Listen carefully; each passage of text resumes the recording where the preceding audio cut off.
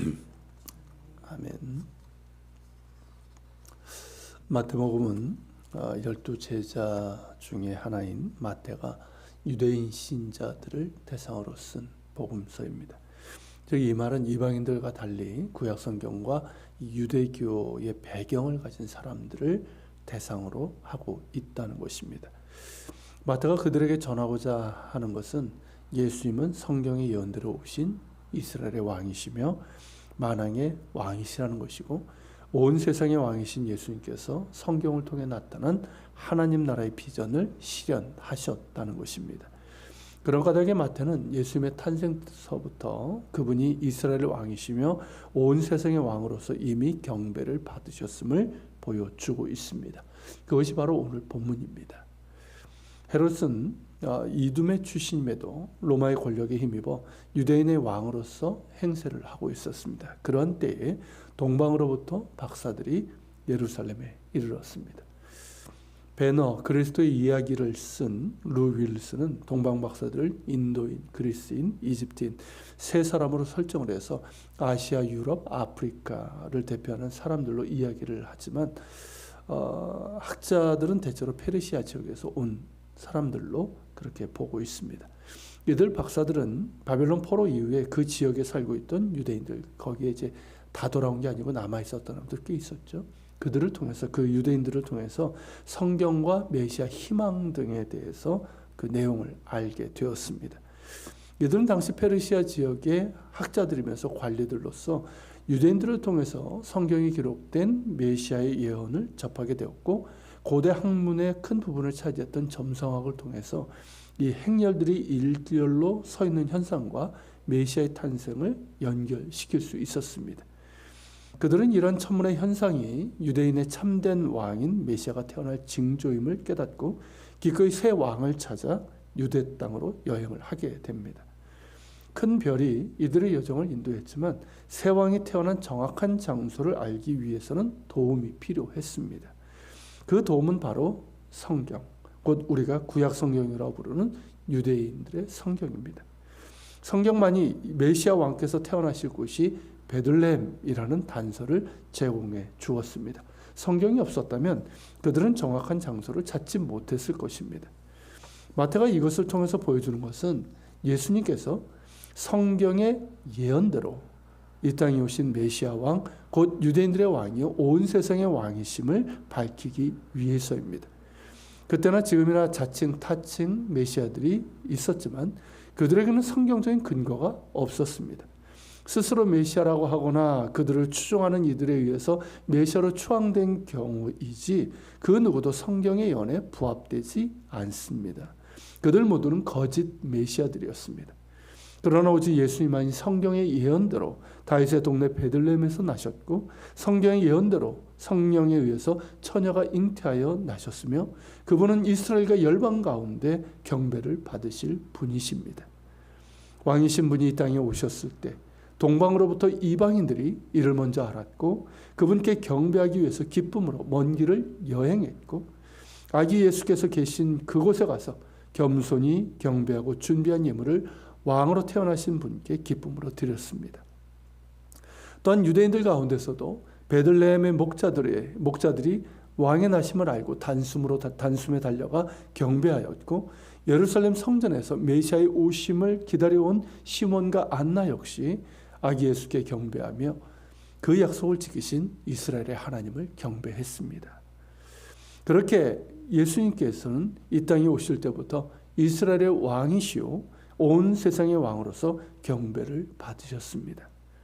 그러나 정작 경배해야 할 이들은 그렇게 하지 않았습니다. 동방에서 박사들이 왔을 때 헤롯은 매우 당황해하며 대제사장들과 서기관들을 모아서 메시아가 어디서 나겠느냐고 물었습니다. 이에 그들은 성경을 통해서 메시아가 베들레헴에서 나실 것과 그가 이스라엘의 목자가 될 것, 곧 왕이 될 것을 헤롯에게 말했습니다. 그런데 정작 그들은 왕으로 태어나신 베들레헴에 가지 않았습니다. 동방 박사들에게 이 사실을 알려주고는 정작 자신들은 그 사실을 확인하는 일은 관심이 없었습니다. 무엇을 말합니까? 그들은 아닐 것이라 생각했던 것입니다. 종교 지도자라고 하는 그들이, 성경을 연구하고 가르친다고 하는 그들이 메시아 왕으로 태어나신 이에게 경배하라고 왔다고 하는 이방인들을 보고도, 그리고 그들에게 성경에 기록된 곳이 베들레헴이라는 것을 알려주고도 직접 그 사실을 확인하는 일에는 관심이 없었다는 것이죠. 이것은 그것을 스스로 믿지 않았고 기대하지 않았다는 것을 뜻합니다. 결국 그들은 예수님을 거절하게 되죠. 그리고 십자가에 내몰게 됩니다. 그들 스스로 그들의 왕이신 분을 십자가에 못 박았습니다. 그리고 예수님의 부활에 대해서도 무덤을 지키던 경비병들을 돈으로 매수하여 제자들이 그 시신을 훔쳤다는 거짓을 조작했습니다. 이는 신앙이 왜곡되고 타락할 때 어떻게 되는지를 여실히 보여줍니다. 하나님께서 택한 백성의 거룩한 삶을 위해서 주신 율법이 자기 의의 수단과 차별이 되고, 하나님을 경외하는 순전한 예배와 성전이 탐욕과 권력의 도구가 될 때 그것은 하나님의 뜻을 방해하는 적이 되고 맙니다. 두려운 일이죠. 그럼에도 불구하고 예수님은 하늘과 땅의 권세를 가지신 온 세상의 왕으로 지금도 하나님 보좌 우편에서 그 주권과 통치로 다스리고 계십니다. 주님께서 이 땅에 오셨을 때 경배했던 이방인 동방 박사들을 뒤이어 수없이 많은 이방인들이 만왕의 왕이신 예수님께 굽혀 경배하며 하나님 나라의 백성이 되었습니다. 그리고 앞으로도 많은 이들이 주께 돌아올 것입니다. 그리고 유대인들, 하나님께서 택하신 원백성이라고 하는 그들도 돌아오게 될 것입니다. 그때도 소수만 예수님께 경배했던 것처럼 지금도 소수의 유대인들만 예수님을 그들의 왕으로 경배하고 있지만, 하나님의 열심히 더욱 많은 유대인들을 주께 돌아오게 하실 것입니다. 이를 위해서 우리는 더욱 기도하며 복음을 전해야 합니다. 열방 가운데 참 하나님과 참된 구원자가 누구신지를 전해야 합니다. 그래서 그들도 하나님 나라의 백성이 되도록 해야 합니다. 또한 이스라엘의 구원을 위해서도 기도해야 됩니다. 점점 더 많은 유대인들이 예수님을 바르게 보고 자신들의 왕이요 구주로 영접하고 있지만, 더욱 많은 유대인들이 주님께 돌아와 예수 그리스도 안에서 유대인과 이방인들이 한 세 사람이 되는 그 비전, 진정한 주님의 몸으로서의 교회가 세워지는 그 비전을 품고 기도해야 합니다. 우리가 우리의 이웃과 열방과 이스라엘에게 전할 증거는 성경입니다. 동방 박사들이 성경을 통해 메시아 예수님께 찾아와 경배한 것처럼 성경을 통해서 사람들이 예수님을 알게 되고 경배하게 될 것입니다.